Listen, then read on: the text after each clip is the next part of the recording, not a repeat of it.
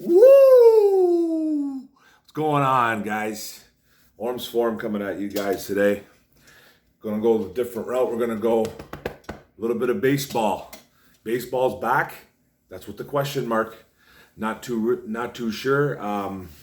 Rob Manfred says that 100% we will play baseball in 2020, but we'll see what happens there because they're going back and forth right now with the union owners. It's all about money. It's all about money, and I'm hoping that baseball comes back. But we're going to be talking about the Tigers today because Major League Baseball did host the draft yesterday.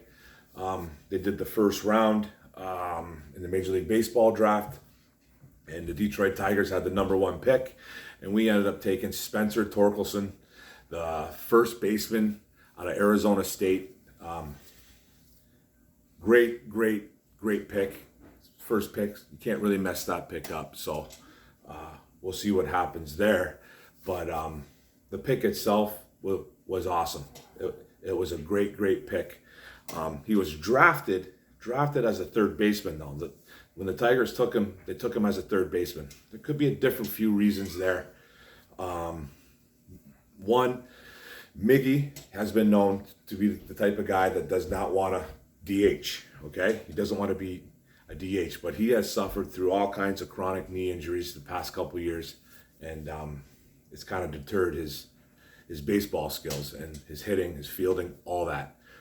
Then the Tigers actually went out last year and or this season and picked up C.J. Cron, the first baseman from Minnesota. So I'm pretty sure that they're going to move Mickey to full-time DH and then put Cron at first for now, and then possibly put Torkelson at third base. He's never played third since he was a kid, but he's athletic enough. He's played first base, and he's actually played left field.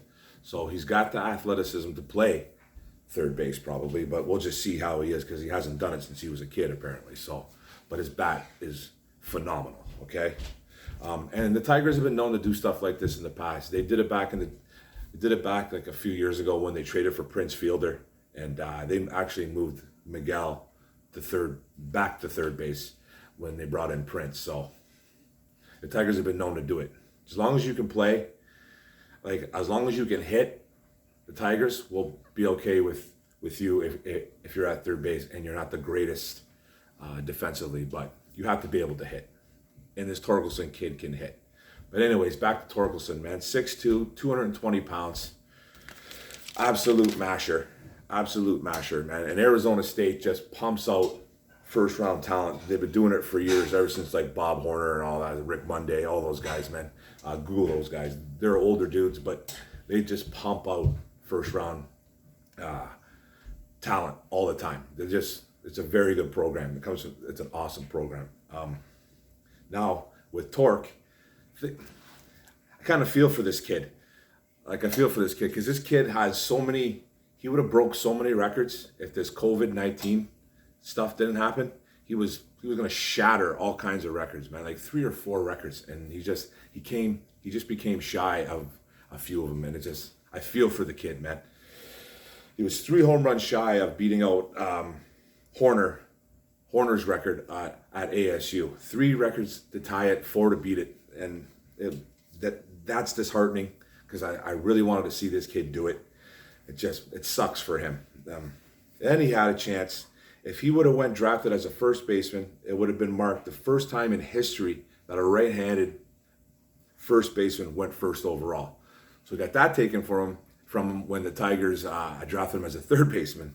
And then he also missed out on being the first ever college first baseman to go first overall. So I know it's not a big deal, man.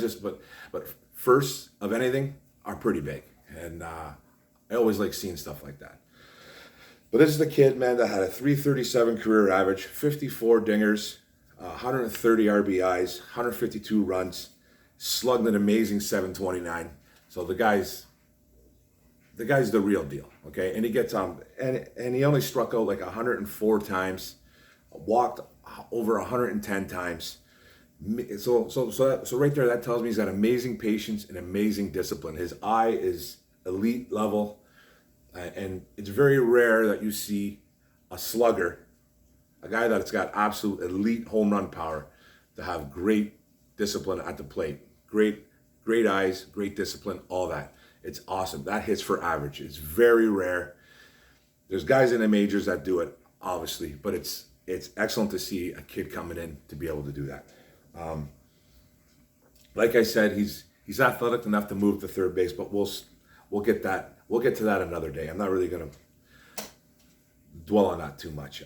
He also passed Barry Bonds as a freshman in home runs with 25, so he beat Bonds' record too as a home run guy, as a freshman at Arizona State too. So he's got that on his resume. At least he's got a couple things.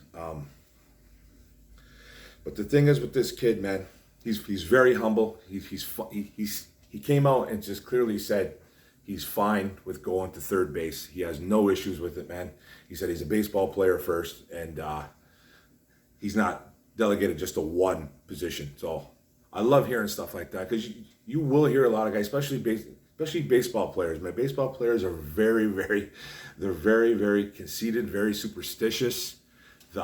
They come out and they're like, hey man, I'm not playing there. I do not want to go there. It happens in every sport. I know it happens in football a lot too. But baseball players, I've noticed, a lot of them do not want to, hey man, if you draft me as a first baseman, I'm playing first, but that's where I played.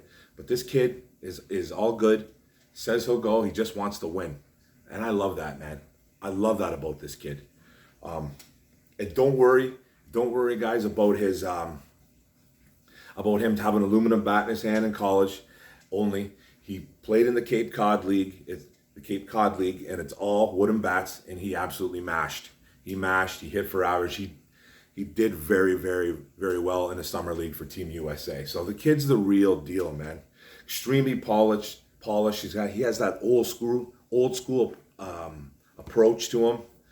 He reminds me of a Jeff Bagwell. He's got that wide stance, just like Bagwell did. Like Bagwell's was really awkward though, because he used to crouch really low, Bagwell.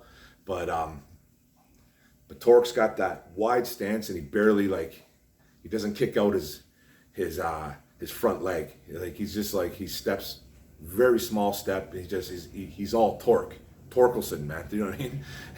He's just all hips, all torque. The kid's got tremendous power, man.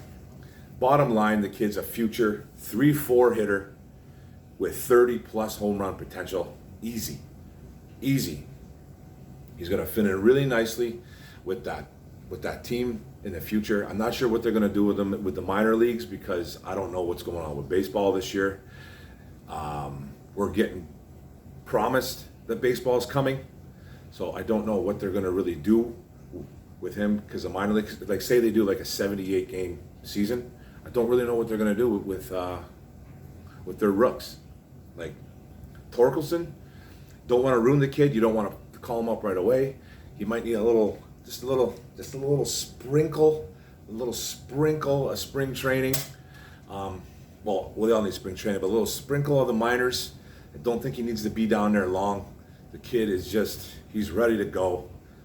But again, like I said, you don't want to ruin him, and you don't want to break his confidence. I don't think he's that type of guy. Anyways, he's so mentally focused. He works on his craft diligently, apparently, and I just love the pick. It's a great pick. You're going to add him to the pick they had last year with Riley Green, another power bat in the outfield, another guy that hits for averages, and a really great defender out there in the outfield. So Tigers are doing something, guys. The Tigers are doing something. Welcome to the D. Love the pick, Torkelson. Let's go. Let's get this. Boom.